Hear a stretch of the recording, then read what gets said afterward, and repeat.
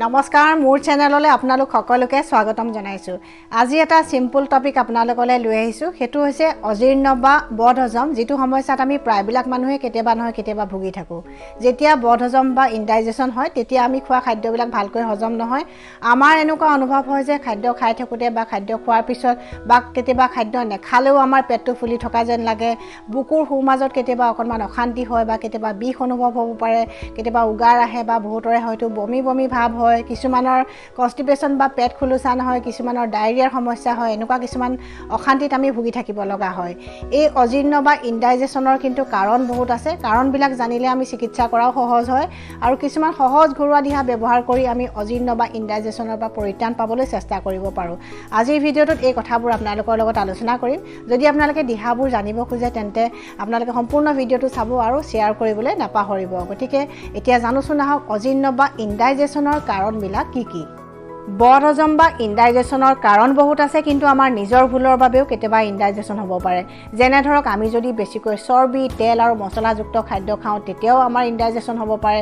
কিছুমান মানুহে বহুত স্পীডত খায় বা খৰকৈ খায় তেতিয়াও তেওঁলোকৰ ইনডাইজেশন হ'ব পাৰে। কিছুমানে অভাৰ ইটিং কৰে বা প্ৰয়োজনতকৈ বেছিকৈ খায় তেতিয়াও তেওঁলোকৰ ইনডাইজেশন হ'ব পাৰে।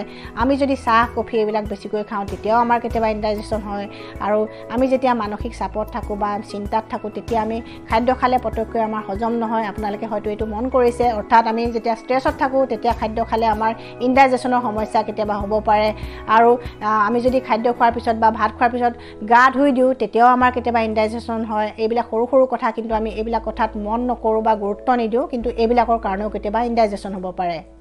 অজীৰ্ণ বা ইনডাইজেশনৰ বিষয়ে আয়ুৰ্বেদে কি কৈছে আপোনালোকৰ জানিব মন নাযায়নে? আয়ুৰ্বেদ শাস্ত্ৰৰ মতে অজীৰ্ণ বা ইনডাইজেশনৰ অন্য এটা কাৰণ হৈছে বিৰুদ্ধ আহাৰ গ্ৰহণ।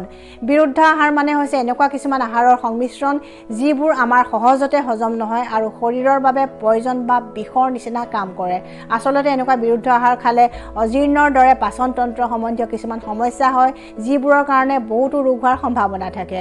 এনেকুৱা বিৰুদ্ধ আহাৰৰ কিছুমান উদাহৰণ হৈছে গাখীৰ আৰু টেঙা ফলৰ মিশ্ৰণ বা গাখীৰ আৰু টেঙা ফল যদি আমি একেলগে খাওঁ তাক আয়ুৰ্বেদত কৈছে বিৰুদ্ধ আহাৰ। গাখীৰ আৰু মাছ একেলগে খালে বা একে সময়তে খালে তাকো বিৰুদ্ধ আহাৰ বুলি আয়ুৰ্বেদত কোৱা হৈছে। আৰু এনেকুৱা বহুতো উদাহৰণ আছে যিবোৰ আয়ুৰ্বেদত উল্লেখ আছে যে বিৰুদ্ধ আহাৰ। এনেকুৱা বিৰুদ্ধ আহাৰবোৰ এভইড কৰিব লাগে বুলি আয়ুৰ্বেদত কৈ গৈছে। আয়ুৰ্বেদ শাস্ত্ৰৰ মতে আমি যদি আগদিনা ৰন্ধা খাদ্য খাওঁ তেতিয়াও আমাৰ কেতিয়াবা ইনডাইজেশন বা অজীৰ্ণৰ সমস্যা হ'ব পাৰে। ভাত খাই উঠি স্নান কৰিলে বা গা ধুলেও কেতিয়াবা অজীৰ্ণৰ সমস্যা হ'ব পাৰে, বা ভাত খাই উঠি যদি আমি বেছিকৈ পানী খাই দিওঁ তেতিয়াও ইনডাইজেশনৰ সমস্যা হ'ব পাৰে বুলি আয়ুৰ্বেদত উল্লেখ আছে। কিছুমান অন্য ৰোগৰ কাৰণেও ইনডাইজেশন বা অজীৰ্ণ হ'ব পাৰে, যেনে কেতিয়াবা গেষ্ট্ৰাইটিছৰ কাৰণে হ'ব পাৰে, পেপটিক আলচাৰ, লিভাৰৰ ট্ৰাবল, পেনক্ৰিয়াজৰ অসুখ, গলব্লাডাৰ ষ্ট'ন, এনেকুৱা কিছুমান বেমাৰৰ কাৰণেও কেতিয়াবা অজীৰ্ণ বা ইনডাইজেশন হ'ব পাৰে। আৰু কিছুমান দৰৱৰ ছাইড ইফেক্টৰ কাৰণেও ইনডাইজেশন হ'ব পাৰে, যেনে এণ্টিবায়'টিক খালে কেতিয়াবা হ'ব পাৰে, পেইন কিলাৰ খালে হ'ব পাৰে। গতিকে বহুত কাৰণ আছে ইনডাইজেশনৰ, আৰু এই কাৰণবিলাক যদি আপোনালোকে উলিয়াব পাৰে তেন্তে আধা সমস্যা আপোনালোকৰ সমাধান হৈ যাব। বাকীখিনি আপোনালোকে ঘৰুৱা দিহা ব্যৱহাৰ কৰি চাব পাৰে। গতিকে এতিয়া সহজ কিছুমান ঘৰুৱা দিহা শিকি লওঁ আহক। অজীৰ্ণ বা বদহজম হ'লে পাকঘৰত থকা কিছুমান সাধাৰণ বস্তুৰ ঘৰুৱা দিহা আমি ব্যৱহাৰ কৰি যথেষ্ট সুফল লাভ কৰিব পাৰোঁ। তেনেকুৱা এটা চিনাকি বস্তু হৈছে আদা। আদাৰ 3টা ঘৰুৱা দিহা আজি মই দিম, আপোনালোকে সেই দিহাবোৰ ব্যৱহাৰ কৰি চাব আৰু কেনেকুৱা পাইছে মোক প্লিজ কমেণ্ট কৰি জনাব। প্ৰথম দিহাটো একেবাৰে সহজ। এডোখৰ আদাৰ লগত অকণমান ক'লা নিমখ দি ভাত খোৱাৰ আধা ঘণ্টামানৰ আগত আপোনালোকে ৰেগুলাৰ যদি চুবাই খায় তেন্তে আপোনালোকৰ অজীৰ্ণ বা বদহজমৰ সমস্যাত আপোনালোকে নিশ্চয় সুফল পাব। 2 নম্বৰ দিহাটোৰ বাবে এগিলাচ কুহুমীয়া পানীত 1 চামুচ আদাৰ ৰস, 1 চামুচ নেমুৰ ৰস আৰু 1 চামুচ মৌজোল একেলগে মিহলাই ভাত খোৱাৰ এঘণ্টামানৰ পিছত ৰেগুলাৰ যদি কিছুদিন খায় তেন্তে বদহজমৰ সমস্যাত ভালেখিনি সুফল পোৱা যায়। জিঞ্জাৰ টি বা আদাৰ চাহো বদহজম বা ইনডাইজেশনৰ সমস্যাত যথেষ্ট উপকাৰী। এই চাহ বনোৱাৰ বিধিটো একেবাৰে সহজ। 2 কাপ পানীত এডোখৰ আদা থেতেলাই লৈ ভালদৰে উতলিবলৈ দিয়ক আৰু একাপ হোৱাৰ পিছত নমাই ৰাখিব। অলপমান ঠাণ্ডা হোৱাৰ পিছত চেকনিৰে চেকি তাত অলপমান নেমুৰ ৰস আৰু মৌজোল দি চাহ হিচাপে আপোনালোকে ৰেগুলাৰ কিছুদিন খাব পাৰে। বদহজম বা অজীৰ্ণৰ বাবে 2 নম্বৰ উপকাৰী বস্তুটো হৈছে পাকঘৰত থকা এবিধ মছলা, যাৰ নাম হৈছে জিৰা গুটি। অকল অজীৰ্ণ বুলি নহয়, পেটৰ বিভিন্ন সমস্যাত জিৰা ভাল, সেইকাৰণে আমি ডেইলি যিকোনো ৰেচিপিত জিৰা গুটি দি খাব পাৰোঁ, নাইবা জিৰাৰ বনৌষধি চাহো আমি বনাই খাব পাৰোঁ।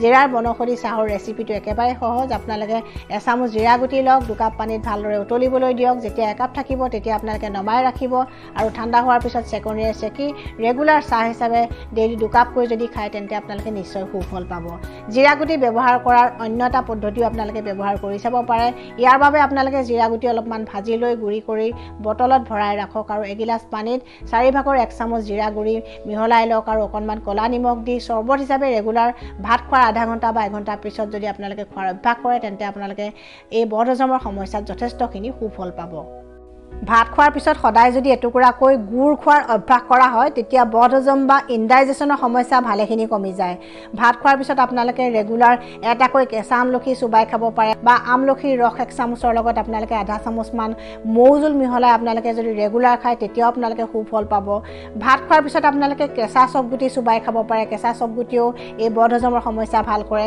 বা আটাইতকৈ ভাল দিহা এটা হৈছে কেঁচা চবগুটিৰ লগত তাল মিচিৰি বা মিচিৰি দি চুবাই খাব লাগে তেনেকৈ কৰিলে আপোনালোকৰ এই বদহজমৰ সমস্যা ভালেখিনি কমি যাব ভাত খোৱাৰ পিছত আপোনালোকে এডোখৰ ডালচেনিও খাব পাৰে নাইবা ডালচেনিৰ গুৰি আধা চামুচৰ লগত অকণমান মৌজোল মিহলাই আপোনালোকে ৰেগুলাৰ খাব পাৰে এই দিহাবোৰে আপোনালোকক যথেষ্টখিনি সহায় কৰিব বদহজম বা ইনডাইজেশ্যনৰ কাৰণে পদিনা আৰু ধনিয়া বহুত উপকাৰী ইয়াৰ কেইটামান সহজ ঘৰুৱা দিহা আপোনালোকে শিকি ল'ব পাৰে প্ৰথম দিহাটোৰ বাবে এগিলাস কুহুমীয়া পানী লওক তাৰ লগত 1 চামুচ পদিনাৰ ৰস 1 চামুচ ধনিয়াৰ ৰস 1 চামুচ আদাৰ ৰস 1 চামুচ নেমুৰ ৰস আৰু 1 চামুচ মৌজোল একেলগে মিহলাই ভাত খোৱাৰ 1 ঘণ্টামানৰ পিছত ৰেগুলাৰ যদি আপোনালোকে কিছুদিন খোৱাৰ অভ্যাস কৰে তেন্তে ইনডাইজেশ্যনৰ সমস্যা ভালেখিনি কমি যাব 2 নম্বৰ দিহাটো একেবাৰে সহজ আপোনালোকে ধনিয়া আৰু পদিনাৰ চাটনি খাব পাৰে ধনিয়া পদিনা আদা নেমু কলা নিমখ দি পেলাই আপোনালোকে ৰেগুলাৰ যদি চাটনি হিচাপে খায় তেন্তে আপোনালোকৰ ইনডাইজেশ্যন ভালেখিনি কমি যাব পদিনা আৰু ধনিয়াৰ বনৌষধি চাহ মিন টি আৰু কৰিয়েণ্ডাৰ টিও এই বদহজম বা ইনডাইজেশ্যনৰ সমস্যাত যথেষ্ট উপকাৰী